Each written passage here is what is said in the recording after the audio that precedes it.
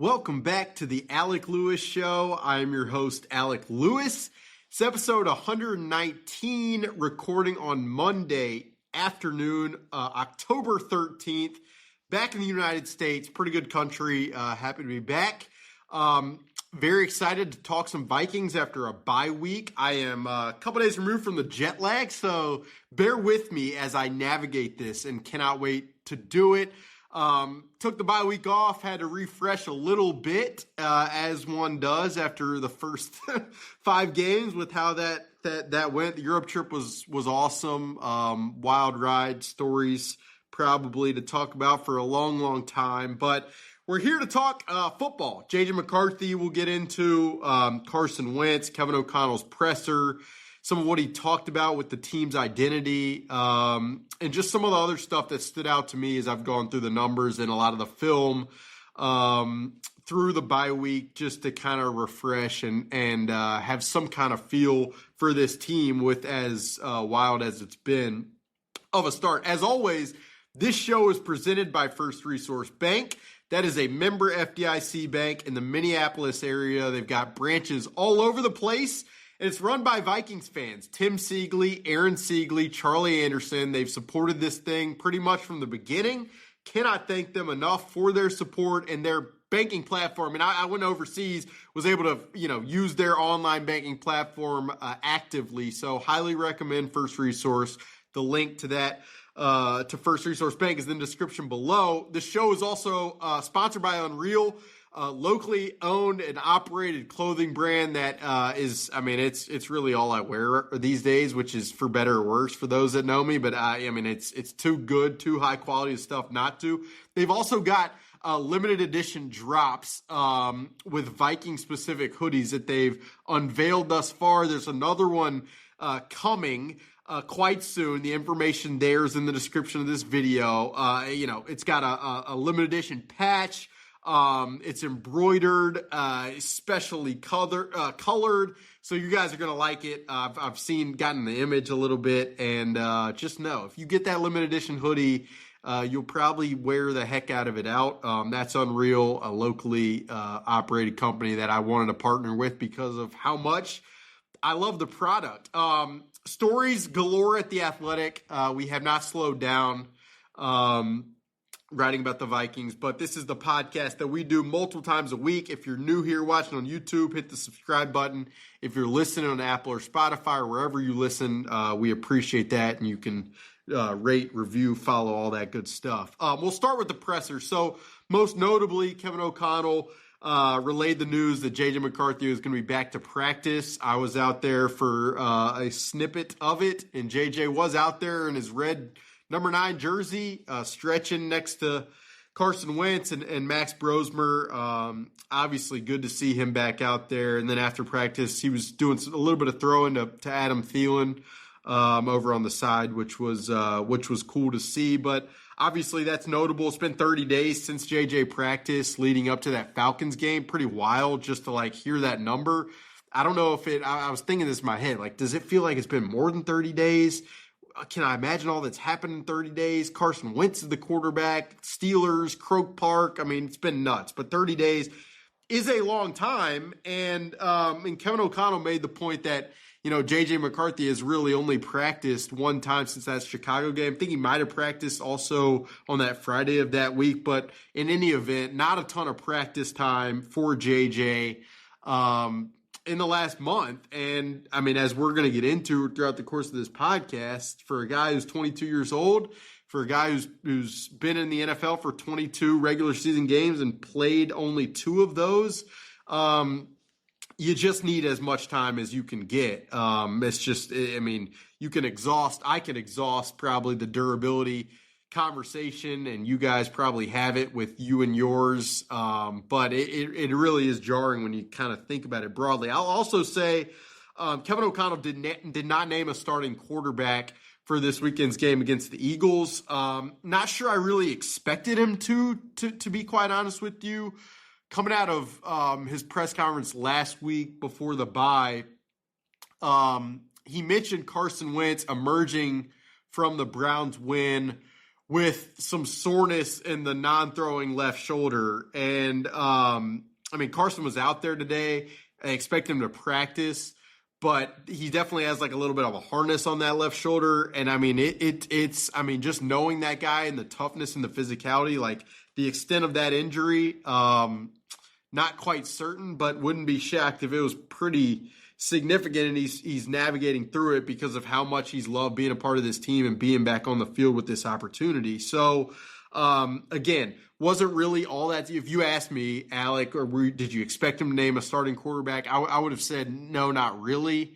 We'll see how the week progresses. Typically, the starter speaks to the media at the podium on Wednesday, so we'll be curious Wednesday what things look like. And the other aspect is, like, if, we'll get into JJ, but a lot of the conversation today with JJ McCarthy, obviously his high ankle sprain fully healing is the number one priority to him getting back on the field. But I would not be doing my job if we didn't talk about how much Kevin O'Connell has talked about JJ McCarthy's lower half mechanics. It was something that he discussed kind of right after the injury. It's something I remember him mentioning on a Friday when we sat with him in Dublin at the IRFU facility there. It's something that he mentioned last week in the press conference. And then he used the phrase lower body mechanics like multiple times today. And what I think, Kevin O'Connell means, and it's hard to explain, but he views the quarterback position so much like in terms of feet and eyes. And if you guys are like, what do you mean by that? Feet and eyes? Well, it's really, because defenses are disguising as much as they are in this day and age, and because pass rushes and pass rushers are so good, like the way he, and by extension Josh McCown, the way they teach the quarterback position is not you see the whole field and make decisions. It's often like you have a very refined lens where when you hit the top of your drop playing quarterback for Kevin O'Connell, you need to be looking here with your feet aligned here. And if what you see is it's a yes-no proposition, if you say yes and you pull the trigger there, you better be aligned to your target and you better be accurate. And then if what you see, that first read isn't there, you better reset. And if you're watching YouTube, you're seeing me do some bad quarterback mechanics. That's what we do here on the Alec Lewis Show, I promise.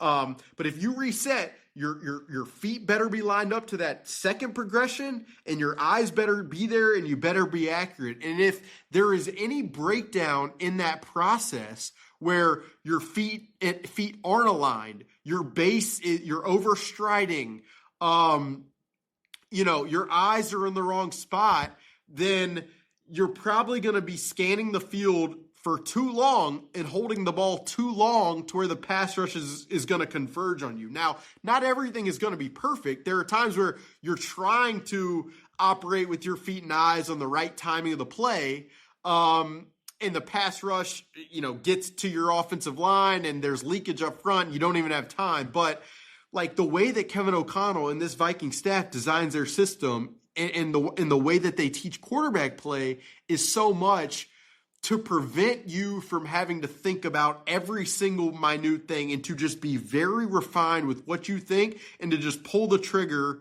based upon minor tidbits of what you're seeing. And if you can be accurate, usually in Kevin O'Connell's mind, like the plays are structured where at some point one of the progressions is going to be open if you have time to read the progressions out, and if you read them out in time, but if you're the quarterback. And so Kevin O'Connell's mentioning of all this is very significant and relevant to me.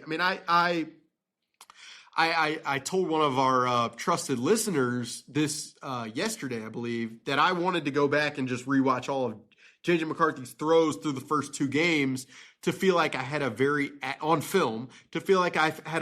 accurate and, just sharp view with how I talk about JJ until he plays, whenever he plays next. And I went back and I watched every throw. It was like 53 or something throws. And it was interesting. I mean, you go back to the Bears game, and I felt like that was so much of a all offense operation kind of systems failure. Maybe that's harsh, but maybe not. Like, there were receivers. It didn't feel like that were dialed in.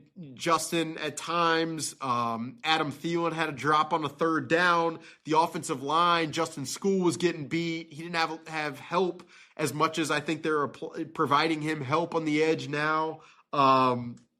It felt like JJ was less. It was less about him just missing consistently. Now, I still felt like he still, I mean, it looks like there's a lot of commotion pre-snap in that game.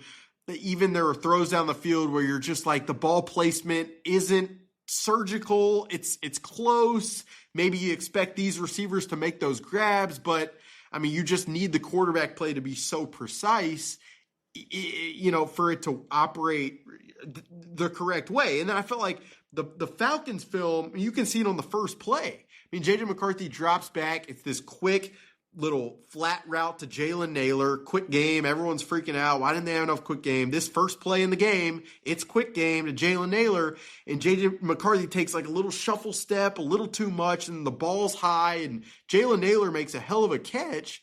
But like, there's no run after the catch opportunity. He just falls out of bounds. It's a 2-yard throw. Not awful, but it really, for me, like, set the tone of watching film that entire game. There was a lot of inaccuracy in that game. There was a lot of, like, J.J. McCarthy gets to the top of his drop, 5-step drop. You can just imagine him getting back there, and he's like taking an extra step backwards or sidestepping when he doesn't have to, or climbing into pressure, heel clicking as he moves up in the pocket. Just a lot of, I mean, I don't know if the word would be like sloppiness or just not, it wasn't probably as sharp, crisp as the Vikings would have wanted it to be. Now, as I say all of that, I mean, one of the things that Kevin O'Connell said today, and he said it now last couple of weeks, is like, we want to build his foundation of mechanics back to where it was leaving training camp. And I guess, like, I didn't feel like in training camp he was so dialed in to where there weren't inaccuracies, to where he wasn't holding the ball at times. I mean, like, that's the one. I mean, there was a day in training camp, I'll never forget, at the press conference, the offense had been pretty rough. Kevin O'Connell looks up at the sky and he's like, the sky's not falling. It's not as if in training camp it was this dialed in surgical process that then just fell apart once the games began. And then, like, you're waiting for me as I'm going through the film, and I'm wading through a lot of different things. Like, did some of that footwork, sloppiness start to happen because he was navigating the injury in real time? Did it start to happen because he's getting hit in the game? Did it start to happen because things are just way faster than they are on the practice field? I mean, that's one of the other aspects to this mechanics conversation right now for me, is as good as, the Vikings want them to be out on the practice field, when J.J. McCarthy gets back in the game and the pass rush is humming and the defense is disguising and things are moving fast, you got to remember the play call and you got to remember the next play call. Like, can he maintain mechanically what he looks like on the practice field in the game? Like, there's just no guarantee for that. So, I mean, it is interesting. I will also say I've heard a lot of, like, he's got to play. Like, he's got to play to learn. And while, yes, like, I completely agree and am with that, does it, the question that I'd ask to you would be, does it benefit him to play with subpar mechanics and inaccuracy where he's not making, like, he's not reaching the bar that you have to reach for the rhythm of the offense to make sense, and then you start to lose confidence from people around? Like, does that help anything long term either? So it's a really interesting conversation. I mean, again, many questions for me is like, how much can you fix this type of stuff in season? Even if you fix it, will it maintain if you fix it on the practice field and everything mechanically looks so refined and he's like once you get in the game with the crowd noise and the anxiety of what that is, does it maintain? I mean, that's a question I have. Now, all that's to say, I mean, JJ McCarthy is still so young. He's 22 years old, but I mean, this was supposed to be like I was thinking about it from a big. You guys are probably like, where are you going with this? I was thinking about it from a big picture standpoint on Monday afternoon. Like this season, a couple things. I remember doing a fan survey at The Athletic before the season, and I took a poll really of like what are fan expectations for JJ this year, and 51%, overwhelmingly more than any other response, the expectations from fans for what JJ would accomplish. It was 3,500 yards passing, 20 touchdowns, 12 interceptions. I mean, and it felt to me like the hope was, yes, the schedule's tougher. Maybe you win 10 games. Maybe you sneak in the playoffs. Maybe you get a win, but you build optimism for the future. And right now we are 6 weeks into this season and like there's just has not been much confidence. It just hasn't inspired much confidence that expectation for what this season could be, should be about. Like you don't feel like you're moving along the path or the trajectory to get to that place. And now, again, you just hope that there's still a big enough sample size to do that. And the hope would be that JJ McCarthy is given the sample size to be able to make that happen. I mean, there's a lot of factors here. If you're Kevin O'Connell, you're trying to, keep a locker room of a lot of older veterans bought in together. You're a head coach who hasn't won a playoff game in your fourth season. If you're Kevin O'Connell, your name is you drafted, the Vikings drafted JJ McCarthy. You're the head coach of the team. You're the quarterback guy praised on broadcast week to week. So there's just a lot that goes on. There's a lot involved with it.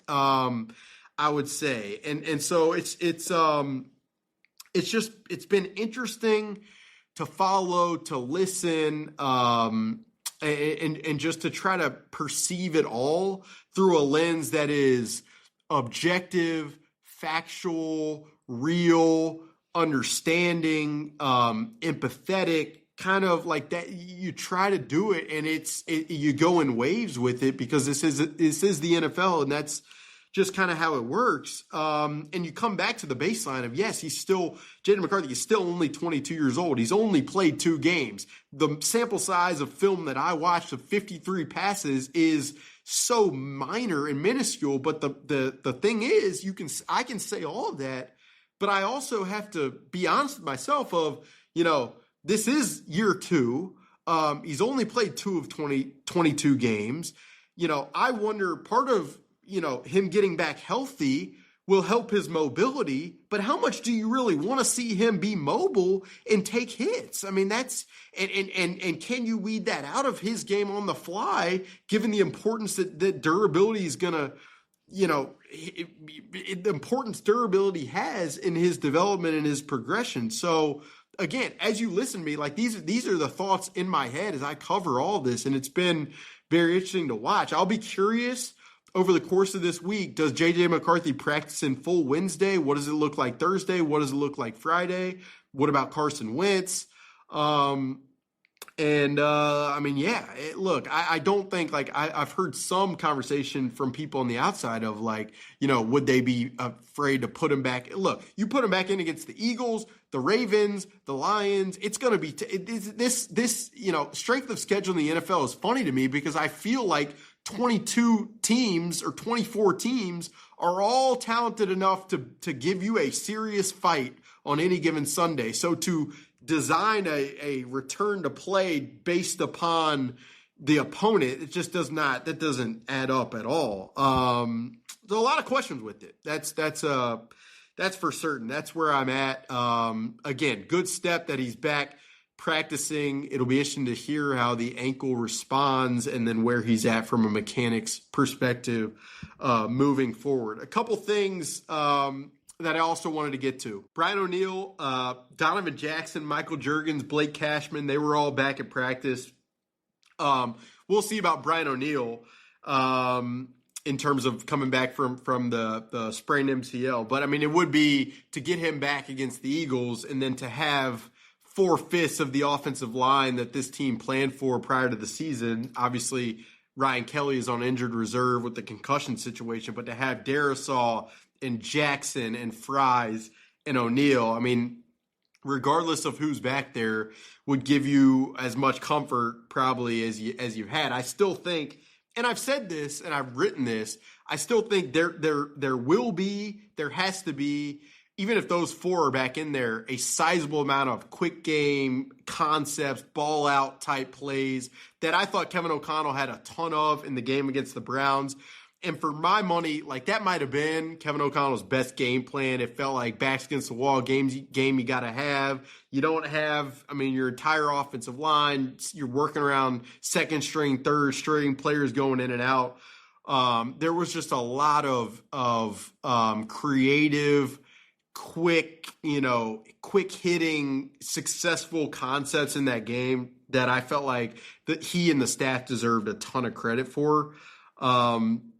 So against the Eagles, while yes, their edge rusher situation right now is a question mark without Nolan Smith, and we're going to get into a lot of that over the course of this week with multiple guests and two more podcasts this week. Just want to hit it back, get the Alec Lewis show back rolling as we get back from the bye. But I mean, if Jalen Carter's back on the interior, and then even, I mean, the other guys they have, Jalix Hunt, Morrow, Jomo, like those guys are you just can't. You can't not take the Eagles defense seriously, and they'll bring guys from the second level if Vic Fangio has to, even though he might not want to. So, and I like I said, given the success of the plan against the Browns, like I would think, that experience and having to navigate all that they've had to navigate from a play calling perspective will only help as Kevin O'Connell puts together some of these plans moving forward. So wanted to say that. Blake Cashman, I mean, him being activated, his 21-day window being activated, coming back from the hamstring injury, on IR. Blake Cashman, we talk about Andrew Van Ginkel a lot and how much he covers for other people, but like when Blake Cashman has been on the field for this defense since the beginning of last year, it's just an entirely different deal. He's the green dot, so it's communication, at the highest level. He plays the pass exceptionally well because his football acumen and on-field instincts are elite. And then it never feels like he's out of position playing the run game. And I feel like the two things with the run defense, I'm going to write about this in more depth later this week. It just feels like, one, it just doesn't feel like the second level has flowed accurately and fast enough. And then when they have, it just doesn't feel like tackling has been as effective as it needs to be. I'll also say, like, I looked up the number. When the Vikings can get the opposing offense in third and long, they are, I mean, just dynamic. Opposing offenses are 4 of 31 against the Vikings in third and long situations. And I mean, so like the run defense is so critical in a lot of respects because it just gives you such a leg up. It feels like talking to people, I mean, including Cashman, like they really don't feel like it is a personnel thing as much as it is just fundamentals, techniques, and being very sound with where you have to be from a gap perspective. That'll be proven out more over the course of the season. It's definitely been interesting. Like Javon Hargrave, I think only played 9 snaps on first down against the Browns, which for me, there was a lot of Redmond and Levi Drake early in the game. That could be just saving him for the pass rush downs. That could be saving him over the course of the year. That could be, thinking that those other guys give you the best chance from a run stopping perspective. But Blake Cashman, just don't think you can overstate what having him back would mean. Sounds like Andrew Van Ginkel, they're hoping that he can kind of build back up in the next week. This is purely speculation, so maybe it'll get aggregated, but it probably shouldn't because it's purely speculation. Like, I'd be pretty surprised if Van Ginkel played Sunday, but I mean, into next week's game against the Chargers on Thursday night, after that, against the Lions, like to have him back for that game, that to me would probably be the most important one to have. But yeah, I also looked up this number just on the run defense while we're talking about it. Ivan Pace tied for the most missed tackles among linebackers with 10, according to PFF. So the only other thing that I wanted to end on, I mean, Kevin O'Connell before the bye week was asked, or it wasn't asked. He said, we want to spend this bye week from a coaching perspective, trying to assess what the identity of this team is. I thought that was interesting. You definitely haven't felt over the course of 5 games that like they have this refined, clear identity. If anything, for me, they've been efficient in the run game, specifically with Jordan Mason. And then defensively, they've mixed it up on the back end pretty successfully, and opponents are obviously mindful of the front. And like those two things have been the calling card. But I thought it was telling today the way that Kevin O'Connell talked about what they kind of centered on from an identity perspective.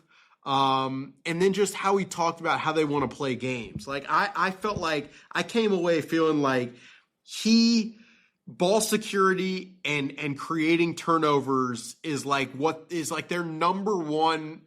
It always is like be all about the ball is it's like the calling card of their football philosophy. But with the fumbles in the Browns game and just the lack of turnover creation, it feels like those coming out of the bye, like that is what they are after first and foremost. Can the running backs maintain possession to ensure that they give themselves the best chance offensively?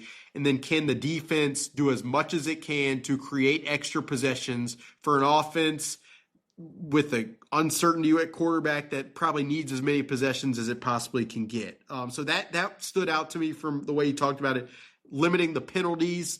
I've written about it, like how much can you really do that with all the shuffling? I know, like, you know, they, as a coaching staff, you never settle just because you don't have your guys, but it's a question that I have.